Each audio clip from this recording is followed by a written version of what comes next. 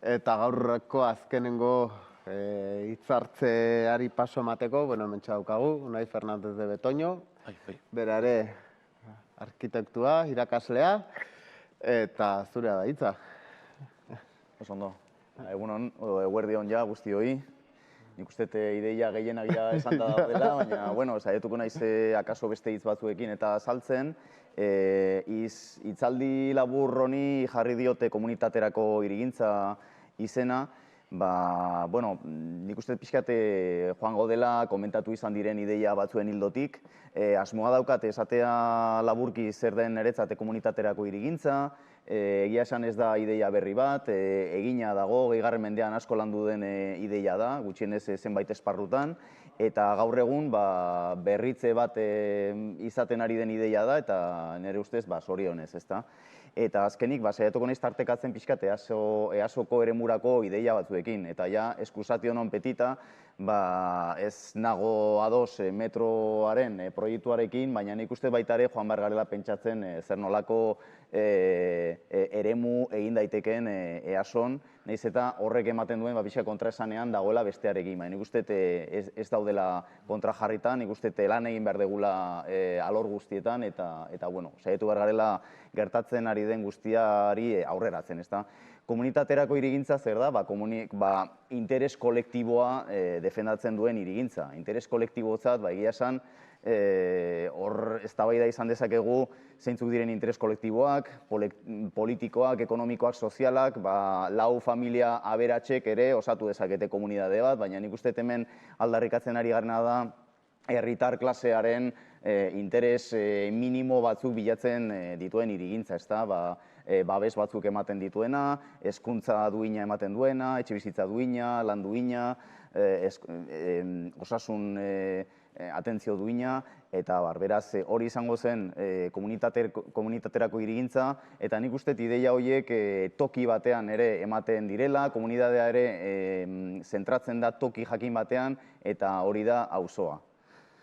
Komunitaterako hirigintza auzoan lantzen da. Eta batez ere hiru ezaugarri nagusiak dauzka. Forma aldetik, nik uste densidade minimo bat izan behar duela komunitaterako hirigintza edo auzo idealak, funtzionalki anitza izan behar du, eta sozialki kohesionatua. Nik uste hiru ezaugarri horiek biltzen dituela auzo egoki baten hirigintzaren ezaugarriak.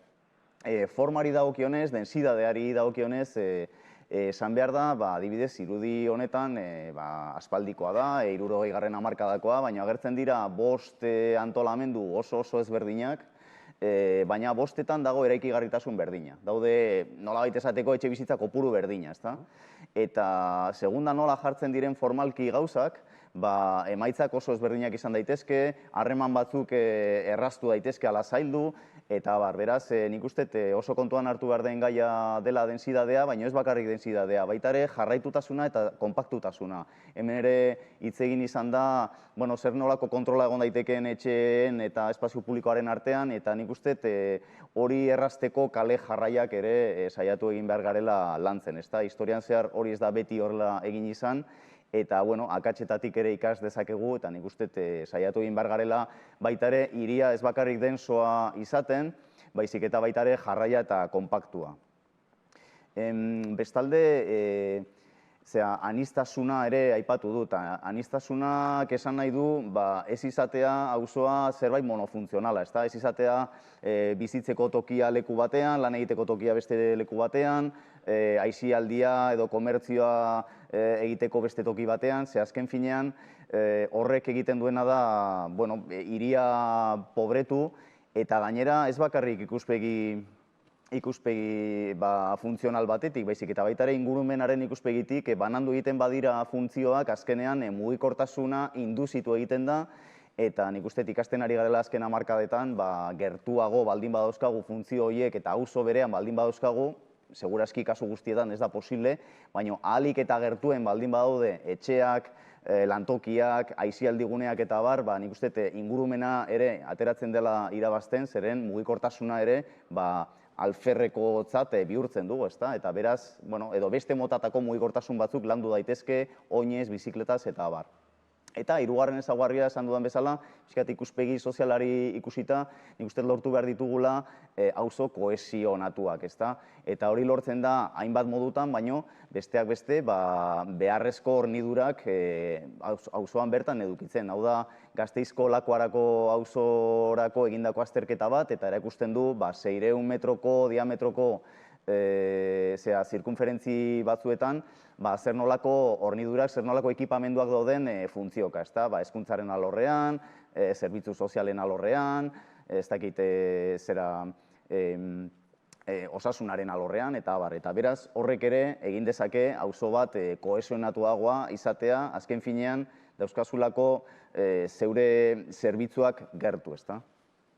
Orduan, horiek izango lirateke horrela modu orokorrean esan da, nire ustez, 3 ezaugarri garrantzitsu bete beharko liratekenak edozein auzotan eta komunitaterako hirigintzan. Egia esan, ideia hauek lehen aipatu da Clarence Perry izeneko soziologo batek landu zituen ja 20. hamarkadan, alegia duela 100 urte, New Yorkerako. Zergatik New Yorkerako? Bueno, ja hartzen ari zen tamaina bat preokupantea, oso handia zen, eta beraz, hasi ziren galdetzen ea hiri handia nola izan ziteken, ezta? Eta Clarence Perryk esan zuena, bere erantzuna izan zitekeela auzo txikien batuketa, ezta? Eta beraz jarri behar genuela ardura, jarri behar genuela arreta auzo hori nola konfiguratu. Eta hau da, berak proposatu zuen marrazki bat, lehen Iker Eizagirrek erakutsi du marrazki honen eguneraketa bat, baina hau da, berak proposatu zuen jatorrizkoa, eta bertan erakusten du 5 minutu oinez irtetzen den diametro horretan, gutxi gora berak ezartzen zuen 800 metroko diametroan, zer nolako konfigurazioa egin behar zen. Berak esaten zuen tamaina garrantzitsua zela auzoak ahalik eta txikienak izatea, baina tamaina nahikoarekin eskola bat edukitzeko, hori batetik, beraz txikiak, baino ez hain txikiak, ez oso txikiak, bestetik mugatuak izan behar ziren auzoak, eta muga horietan kokatzen zituen errepide edo kale nagusiak, alegia pasozko trafikoak ez zuen zeharkatu behar auzoa, horrela bestela zapuztu egiten zen kaleen erabilera amableago bat, bestetik zentro bat eduki behar zuen, edo bihotz bat, non kokatuko ziren ekipamendu nagusiak, igual garai hartan elizak izan zitezken batez ere, baina gaur egun igual izango ziren beste funtzio batzuk, ez dakit bestelako zerbitzuak, gizarte etxeak, liburutegiak, eskolak eta bar, eta proposatzen zuen baita ere espazio libre publikoen artean artikulazio edo ibilbide bat egon zitekeela auzoaren barruan, komertzioak berak proposatzen zituen auzoaren kanpoaldean arteria nagusi hoiekin, kale nagusi hoiekin, batez ere bide gurutzeetan, eta hori zen Clarence Perryrentzat auzo ideala. Egia esan, New Yorkeko, ikusten baldin badugu EASOko tamaina, hitz egiten ari gara askoz txikiagoa den eremu batetaz, Perryk proposatzen zuen auzoak zeuzkan 800 metro luze, eta EASOkoak gutxi gora bera dauzka 575, ezta? Orduan, jartzen baldin badugu berak proposatutako zirkunferentzia EASOren gainean, hor ikusten da, 800 metroko diametroko zirkunferentzi horrek askoz gehiago hartzen duela, baina dena den nik uste berak proposatutako zenbait ideia berreskuratu daitezkela, eguneratuz noski eta tokiratuz edo tokiko aldaketa bereziekin eraldatuz. Perryk esan zuen gauza interesgarri bat, eta da ideia hori egin daitekela densidade oso bajuarekin, eta adibidez ezkerreko irudian berak proposatu zuen, hor asmatu zuen auzo bat, familia bakarreko etxetxoekin beteta ideia horiei jarraikiz, eta eskuinean egin zuen berdina, baino oso densidade altuko beste auzo batekin, ezta? Beraz, hori interesgarria da. Komentatu ditugun ideiak ez doazela densidade jakin batekin, ezta? Berak bai zeukala ideia argi bat, eta zen auzoaren barruan, nik uste eta hau eztabaidagarria dela, baina berak argi zeukan etzela halako retikula ortogonal bat egin behar. Adibidez, Donostiko zentroan badago retikula ortogonal bat, eta berak esaten zuen azkenean kale horiek ez zaitula inora eramaten, ez? Eta orduan berak argi zeukan retikula ortogonal hori egon behar dela auzoaren kanpoan, eta gero barruan labirintikoagoa izan behar dela, besteak beste, trafikoko paso hori ekiditzeko eta bertako espazio librea oinezkoagoentzat amableagoa, atseginagoa izateko. Interesgarria da baita ere Perrik proposatutako auzoa edo bere ikuspegia etzala bakarrik auzoan mugatzen, berak bazeukan ideia bat hiria osoa nola egin behar zen, eta ekipamendu nagusiak, hiriaren zerbitzurako ekipamendu nagusiak ez zituen kokatzen auzoan, kokatzen zituen igual hiriaren zentroan, baina ondo dago beti kontuan izan behar dugu bi eskala horien arteko elkarrizketa, ezta? Egon daitezke adibidez unibertsitateak ezin ditugu kokatu auzo bakoitzean, horiek igual nolabait zentralizatu behar dira beste toki batean, baina egon behar dira eskolak beste maila batekoak auzoz auzo, ezta? Perrik ere erakutsi zituen bere ustez jada eraikitzen ari ziren adibide batzuk interesgarriak zirenak ideia hauek jarraitzen zituztenak, adibidez Hampstead lorategirian, non zentro bat dagoen espazio libre publikoan eta ekipamendu batzuekin oso ondo hornituta, edo oso interesgarria den Rathburn eredua ere erakutsi zuen, hau eraikita dago Estatu Batuetan, New Jerseyn, eta egin zen 20. hamarkadan, duela 100 urte, eta interesgarria da, zeren eta erabat segregatuta dago autoen trafikoa eta oinezkoen ibilbideak. Orain Koldok Bienan aipatu duen eredu horretan bezala, hemen ja mugatzen ziren autoak superbloke edo superetxeirla hori inguratzera, eta beraz, barruan, gelditzen zen espazio libre publiko jarraitu bat, non oinezkoak egon zitezkeen lasai asko ze kotxeak ez ziren pasatzen. Eta gero, bidegurutzeetan proposatzen zuen kotxeak goitik pasatzea, goiko eskerreko irudean ikusten den bezala, eta oinezkoak azpitik pasatzea. Beraz, horregatik deitu zitzaion Rathburn hiriari, Safe for Children, hiri bat non umeak babestuta egongo ziren edo seguru sentituko ziren. Nik uste gaur egungo segurtasun irizpideekin eta genero ikuspegiarekin zubi horiek ez dira onargarriak edo egin beharko lirateke beste modu batean, baina ideia interesgarria da eta egia esan auzo desente egin izan dira, adibidez Ingalaterran, hau da Sheffield hiriko auzo bat 50. 60. hamarkadan egindakoa, eta egia esan ideia honetan oinarritzen da, superetxadian.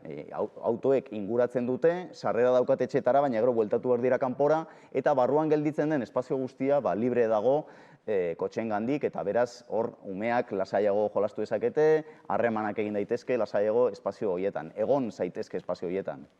Perrik ere erakutsi zituen beste adibide batzuk, New Yorken adibidez ja, Stein eta Wright izeneko hirigile ezagun batzuk lantzen ari ziren ideia hau, eta, konparatzen baldin badugu Sunnyside Gardens izeneko urbanizazio hau EASOko eskalarekin, gutxi gora bera sartuko zen Sunnysideko etxe superbloke horietako bat gure eremuan. Gaur egun egia esan hor dago ia zuhaitzez beteta, egia esan oso polita egon behar da gaur egun, nik ez naiz bertan egon, baina hasierako irudietatik hauetara ikusten da nola esplosio bat egon da zuhaitzen partetik, eta halako zerbait ere planteatu ziteken EASOn, non espazio zeharkagarri bat eta kotxeengandik libre egon litekeen barnera, ezta? Ideia hauek modu ezberdinetara landu zituzten arkitekto hauek, Stein eta Wrightek, Los Angelesen ere planteatu zuten askoz ere densidade bajoago batekin, 800 metroko etxe uarte erraldoi batean, baina hor, erdian gelditzen espazio guzti hori kotxeengandik libre dago, eta egia esan hemen konparazioa egiten badugu EASOrekin, sekulako tamaina dauka, eta hori ez dala sartzen bertan, ezta? Batzutan interesgarria da ikustea eskala berdinean nola ze tamaina daukan EASOk eta ze tamaina daukan adibidez Los Angeleseko etxeirla hori oinarrituta dagoena aipatzen ari naizen eredu horretan, Rathburn eredu horretan, non banatzen diren kotxeak eta oinezkoak.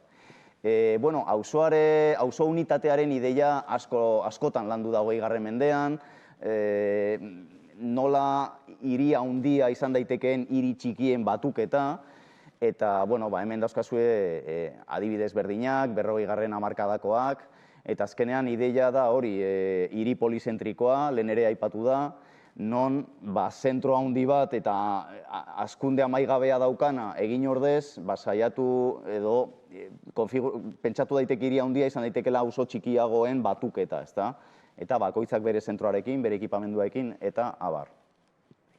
ideia hauek adibidez ja gauzatu egin ziren Ingalaterrako hiri berrietan edo Newtown izenekoetan, badakizue, Newtown asko planteatu zirela Bigarren Mundu Gerra eta gero, hain zuzen ere Londres halako zulo beltz bat zelako eta pixkat deskongestionatzeko Londres planteatu ziren hiri satelite batzuk, baina egia esan batzuk oso interesgarriak dira, ja hasieratik planteatu zirelako ideia hauekin, eta Harlow da hoien adibide on bat, eta ikusten da hor nola bai daukala zentro bat, bai daukala industrialdetxo bat trenbidearekin lotuta, baina gero, auzoz auzo joaten bazara ikustera, bakoitzak dauka bere gunetxoa, bere zentroa, eta batez ere aurreskola da horren ekipamendu nagusia, eta gero, lau auzotxoen batuketa bezala, distrito bat edo barruti bat egiten da, beste zentro bat daukana, eskala handiago batekin, eta bertan kokatuko zen, edo bigarren hezkuntzako eskola, lehen hezkuntzako eskola, eta beraz hor, badago jerarkia bat, non erakusten den hiri handia izan daitekela hiri txikiagoen batuketa. Eta hauin daiteke estilo batean edo beste estilo batean. Adibidez, mugimendu modernoa ere saiatu izan da, hau Le Corbusierren ideiei jarraikiz, beste estilo batean, baina antzeko zerbait planteatzen. Hau izango zen Londreserako planteatutako ideia utopiko bat, baina non ikusten den oso ondo nola hiri handia izan daitekeen hiri txikiago hoien batuketa, nola natura ere sar daitekeen auzo hoien artean ia zentroraino. Hau proposatu izan da adibidez eta egin izan da Rotterdamen, Rotterdam deusestatu zuten aliatuek Bigarren Mundu Gerran eta pixka berrera ikuntzan naziak kentzeko, kanporatzeko, eta berrera ikuntzan halako ideiak planteatu ziren auzo handiak egiterakoan, izan zitezkela horiek auzo txikiagoen eta gertutasunean oinarritutako hirian edo auzoen batuketaz, ezta? Hau ere Kolonbian, Brasilian ikusi daiteke antzerako zerbait. Brasiliaren kasuan 300 bider 300eko etxe uharteak egiten dituzte, beraien ekipamendu txikietan, eta gero interesgarria da nola batzen diren lau etxe uharte, osatu 600 bider 600 metroko unitate batzuk, eta hiri handia da hoien batuketa, ezta? Egia esan, hiri hori beste zenbait esparrutan ez da batere eredugarria, automobil pribatuan oso oinarritua dagoelako, baina badu bere interesa auzo unitateari dagokionez. Estatu Batuetan ere landu izan da hau, adibidez Kolonbian egin zen hiri berri hau, eta oso kontuan izan zuen ideia hori, eta ja gertuago gaur egun Krier anaiek adibidez Estokolmo handia planteatzerakoan pentsatu ordez izan zitekela zerbait monozentrikoa edo zentro baten hazkunde amaigabearen emaitza, hori izango zen ezkerreko irudia, ezta, hori sustatu daiteke eskuineko irudirantz jotzea, ezta, baina horretarako arreta jarri behar da auzoetan, auzo bakoitzak izan behar du bere zentroa, bere muga, eta berdeguneek inguratu ditzakete horiek. Eta interesgarria da nola azken urtetan ingurumenaren paradigmarekin batera sartu da baita ere garraio publikoaren garrantzia. Eta proposatzen da auzo berriak beti egotea transporte publikoaren, garraio publikoarekin lotuak, eta beraz satelite berri horiek, hau da Richard Rogersek proposatutako irudi utopiko bat, baino balio dezakena edozein hiri berrirako, edo hiri handi baten handipen bat planteatzeko. Eta pixkat azken urtetan ere, ari garena egiten izaten ari da lurraldean zehar banatu erabilerak, ari gara kanporatzen unibertsitate guneak, hori egin genuen hemen Leioan adibidez oso modu argian, kanporatzen ari gara parke teknologikoak, kanpora eramaten ari gara beste zenbait funtzio, eta nik uste erronka hurrengo urtetarako izango dela hiri eta lurralde, ez bakarrik hiri polizentrikoagoak egitea, baizik eta lurralde polizentrikoak ere sortzea. Azkenean hori joango da mugikortasun jasangarriago baten alde. Eta hau litzateke Iker Eizagirrek erakutsi duen irudia, Perriren eskema gaur eguneratuta, non agertzen diren auzo unitatea inguratzen duten kale nagusietan azpiegitura berdeak ere joan daitezkela eta garraio publikoa joan behar dela, ez da gaur egungo errebisio batean. Uste bi ideia horiek garrantzitsuak direla, eta baita ere komertzioa ez duela zertan inguruko kaleetan bakarrik egon daitekeela txertatua barruko kale nagusietan. Eta azken urtetan, akaso entzun dezue, supermanzana edo superetxeirlen ideia oso lotuta dago honekin, zeren azkenean aula de ekologia urbana izeneko estudioa Bartzelonakoak proposatzen duena da bertako zabalgunean kale guztiek balio izan ordez kotxea pasatzeko, esatea, kale hauetan kotxeak sartu ahal izango dira, baina bakarrik karga eta deskarga egiteko edo bertara iristeko, baina pasosko trafikoa debekatuko dugu. Eta horrek ekartzen duena da, halako superetxadi batzuk planteatzea, handiagoak direnak, eta lortzea barruan espazio bat, non kotxeak pasatzen ez direnez, beste erabilera amableago batzuk, atseginagoak ager daitezken, ezta?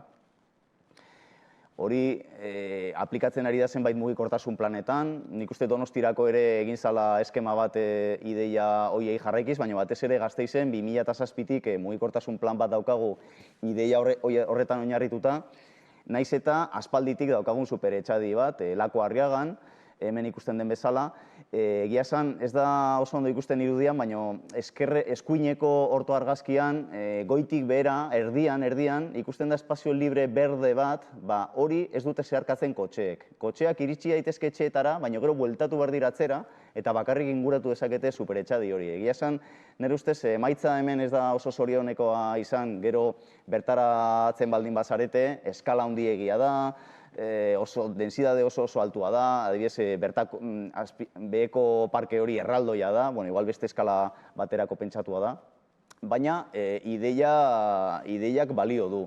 Eta interesgarriena da mugikortasun planari dagokionez da hiri osoa saiatzen ari dela ideia horretan txertatzen. Ez da bakarrik Lako Arriaga, ez da bakarrik petatxo bat edo esperimento bat, baizik eta badago ideia bat hiri osoa jerarkizatzen duena superetxaditan oinarrituta. Eta beraz ideia da hor urdin ilunez ikusten diren kale horietan zentratzea pasosko trafikoa eta grises ikusten diren beste eremu guztietan, bai, kotxeak sartu ahal izatea, baina beste modu batean.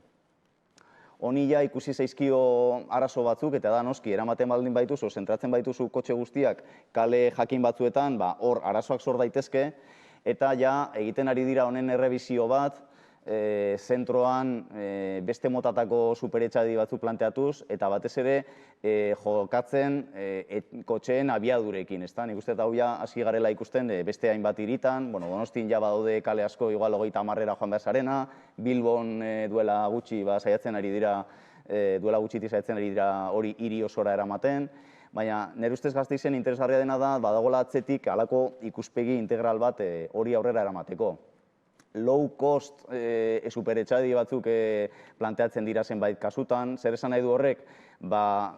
Kotxeari oztopoa jartzen zaizkio, oso garestiak ez diren tresnen bidez, adibidez margotzen da lurrean, txikitzen da beraien erraila, jartzen dira kontenedoreak pixkat oztopatuz kotxeak azkar joan daitezen, eta igual nire ustez zalantzagarria dena jartzen dira baita ere bidegorriak beste zentzuan, hor ja igual erabiltzen da pixkat txirrindularia, kotxea moteltzeko tresna bezala, eta nik uste hori pixkat zalantzagarria da, baina egia esan bere ondorioak edukitzen dira, eta egia da kotxeak astiroago doa zela.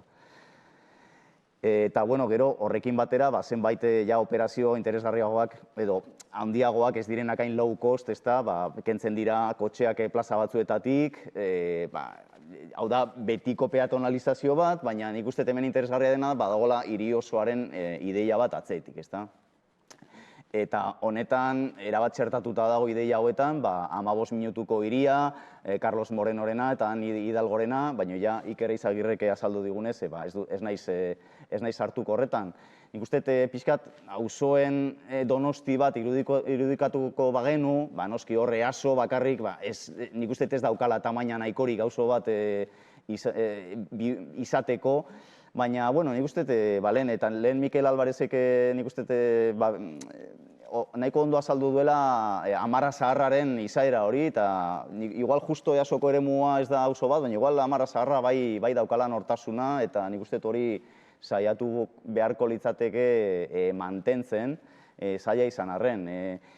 Bueltatu Easoko eremura, Claro, 575 metro luze gutxi gora bera, 55 metroko zabalera dauka, hori da arazo nagusia.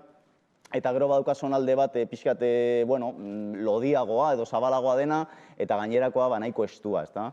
Orduan, bueno, interesgarria da ikustea non proposatzen ari diren metrorako geltokiak, zen ikuste hori oso kontuan hartu behar dela EASO-orako planteatzen den edozein planteamendurako.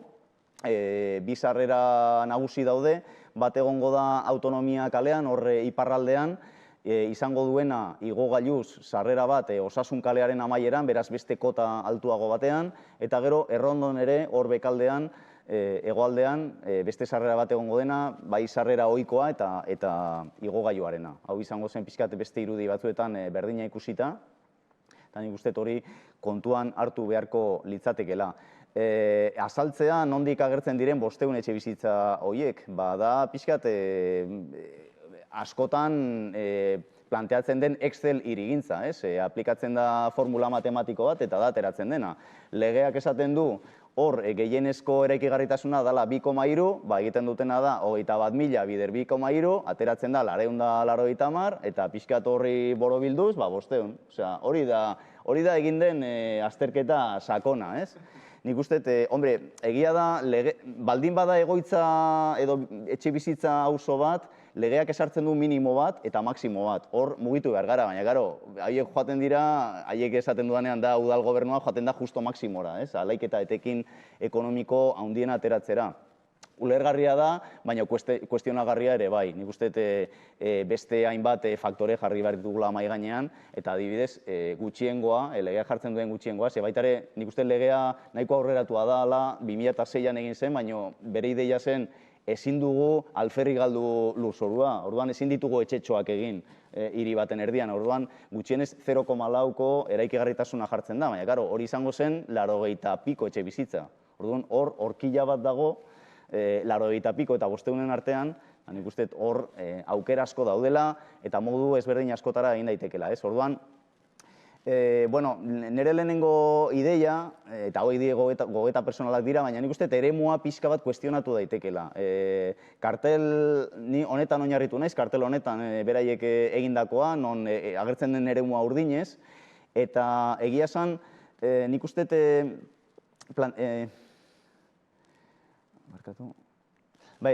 kuestionatu daitekela pixkat eremuaren muga. Mikelek esan du planen batean agertzen zela 6 hektareako 5,7 uste dute aipatu ezula, 57.000 metroko eremu bat, ni horretara iritsi gabe, nik uste bai interesgarria dela planteatzea nolakoa izango den bide gurutzea, EASO kalea, Errondo pasealekua eta Antxo jakitunaren artean, horre zera mentxugal lorategiak dauden tokian, akaso hori beste modu batera planteatu liteke, noski saiatu beharko ginateke bertan dauden zuhaitz ederrak ez deusestatzen, baina nik uste da aprobetxatu behar dela momentua hori pixka bat birplanteatzeko. Mendebaldeko muga, irudi honetan iparra dago eskuinera, beraz mendebaldekoa izango zen, iaia vertikala den pareta hori, hor zertxobait birpentsatu daiteke nola izan daitekeen Autonomia kalearen jarraipena, nik uste hor ere dagoela lan eremu bat, eta bestalde Morlansekin lotura hori nik uste oso garrantzitsua dela, eta horri buelta bat eman behar zaiola, hor eremu honen mugaketan oso modu arraroan dago, orduan nik uste hori pentsatu egin behar dela ondo. Karo, nik ez dut esango nola, baina bai pentsatu behar dela, bakit hori erreza dela, baina ezin naiz gehiago ausartu. Bestalde, Arbaizenea, hortxe alboan daukagu, da, ez dakit, hor Alba Dukesaren zerbait, ez da, ezin da nahikutu. Atzo bertan edo duela bi egun ikusi dugu nola botatzen ari diren txampunea baserria, horrekin lotuta dagoena, ez da, 87. urtean uste dute hor konbenio hitzarmen bat egon zela, Arbaizenea ezikutzeko, baina nik uste hori ere, momenturen batean birplanteatu litekela, igual desjabetu egin behar da, ze egia esan dago leku batean oso simbolikoa, oso garrantzitsua, pentsatu behar dugu baita ere, iraganean Kristinanea ere pribatua izango zela, eta bueno, edo beste hainbat toki, hirietan. Hori da. Zer gutxi egin halko da, bertan, baina, bueno, tira. ideia hona da. Bueno, nik uste, nola hemen ez daukadan aurrekonturik eta ideiak botatzeko, Arbaizenearekin hor zerbait egin liteke eta gainera, batez ere, azpiegitura berdeen jarraipenean pentsatzen, ze Mundaiz zubia zeharkatu eta Kristinanea hortxe bertan dago. Orduan hor, planteatu liteke hiri ibilbide bat oso interesgarria berdegune garrantzitsu horiek lotuko lituzkena, ezta? Bestetik, geltokia. Bueno, egia esan hor, eremua pixkat handiago marraztu dut, ze beraiek marraztu dute handiago, ez dakit oso ondo zergatik sartzen diren plazan. Gero... Asmoa dutelako. Asmoa dute plazan sartzea? Ematen du. Horri oztopoak jartzeko nahi baldin bada, modu bat izan daiteke aldarrikatzea geltokia berritu dadila eta bertan beste funtzioren bat jar dadila, ezta? Merkatu bat. Nik uste alde arkitektonikotik igual ez da sekulako eraikina, bueno, gure irakasle batek egin zuen, Xabier Unzurunzaga, eta agian entzuten bana, akatuko nau. Bueno, diskutituko dugu pote bat hartzen, irekitzen direnean tabernak, eta egia esan, bueno, da zahar berritu daiteken eraikin bat, gaizki ere ez dago, esan nahi dut, ja konfiguratu egiten du plaza, ohitu gara, eta nik uste interesgarria dela memoria aldetik mantentzea, beraz, nik uste hori ere dela planteatu liteken beste ideia bat. Eta noski parte hartzea, nik uste Koldok ja desente sakondu duela parte hartzean, parte hartzen mota asko daude, baina nik batez ere parte hartzen mota bat gogoratu nahi nuke eta da referendumarena. Lurzoruaren legeak 108. artikuluan esaten du udal erreferendumak egin daitezkela horrelako kontuetan. Eta goiko irudi horretan ekarri dut pasaden urtean Dulantzin, Arabako Dulantzin, bertan egindako erreferendum bat. Bertako plan orokorrean planteatzen zen komentu baten baratza erdibitzea eta egitea eraikin bat etxebizitza batzuekin. Ez dakit zenbat ziren, ez ziren asko, 15, 20 etxebizitza. Bueno, egin zen erreferendum bat, atera zen ezetz, eta ez da egingo. Bueno, ez dakit, da tresna bat legala, pentsatuta dago, aplikatzen da eta listo, ez da? Ez dakit zergatik ezin dan aplikatu EASoko eremurako. Eta pixkat, nire liburuaz hitz egitera ere etorri naiz, arek esaten zuen moduan, eta, bueno, EH Bildutik atera dugu orain udal jarduera iraunkorraren gidaliburu interesgarri bat, badaukazue elkarrekin.ehbildu.eus webgunean, deskargatzeko moduan, euskaraz eta gazteleraz, eta bertan badago ataltxo bat irigintza iraunkorrerako irizpidekin, eta egia esan, aurreko egunean hartu nuen, eta 13 irizpidetatik, 10 edo nahiko ondo txertatzen dira, orain aldarrikatzen ari garen, hemen, nik uste, abots ezberdinez aldarrikatzen ari garen komunitaterako irigintza honekin, edo auzo unitatean oinarritzen den irigintza honetan, ezta? Bueno, ez dizuet orain irakurriko hori guztia, badeukazue bertan ikusteko, baina bai esatea hortik atera daitezkela beste 5 ideia edo. Eta bat izan daiteke ea energetikoki ahalik eta buruazkiena izan ote daitekeen auzo berri hori, ez? EASOn egin daitekena. District heating moduko bat ezar liteke, eguzki panelak eta ahalik eta buruazkiena izatea. Nik uste gaur egun ez da hitz egin behar buruazkitasunaz, baizik eta buruazkitasun konektatuaz, ezta? Osea, igual auzo hori izan daiteke buruazkia epe batean eta beharrezkoa baldin badu energia hartzea sare orokorretatik, bueno, hartzen du, baina ahalik eta denbora gehien buruazkia izatea, ezta? Beste litzateke eta ez dute ikusten ea aukera dagoen handiago, bai, berehala bukatzen dut. Sozializatzeko espazioak nik uste garrantzitsuak direla, hori nahiko argi gelditu da zera hitzaldi ezberdinetan, tokiko zuzkidurak egon behar dira, etxebizitza eredu ezberdinak egon daitezke, ez bakarrik libreak eta jabegokoak, ez da, legeak ere ez du guzten bakarrik hori egitea, baina nik uste momentua da, hemen aipatu dira, zuzkidura etxebizitzak ere egin litezke, egin litezke baita ere erabilera lagapeneko etxebizitzak, kolaboratiboagoak edo kolaboratiboak izan gabe, eta tokiko garapen proiekturen bat ere bidera liteke, eta beti ere nortasun kolektiboa indartzeko proiekturen bat egin liteke. Hau da pixka Gaskok planteatu zuena hauteskundetan, oker ez banago, bera planteatzen zituen horre hegoaldeko zonaldean 4 edo 5 kantxa kirola egiteko, esituak eta abar, bueno, aukera bat izan liteke, nik hemen provokatzeko pixkat ekarri dut beste ideia bat Gasteizko Zabalortu proiektuarena, egia esan, igual astakeri bat da baratza batzu planteatzea EASOn, baina interesgarria da proiektu hau zeren eta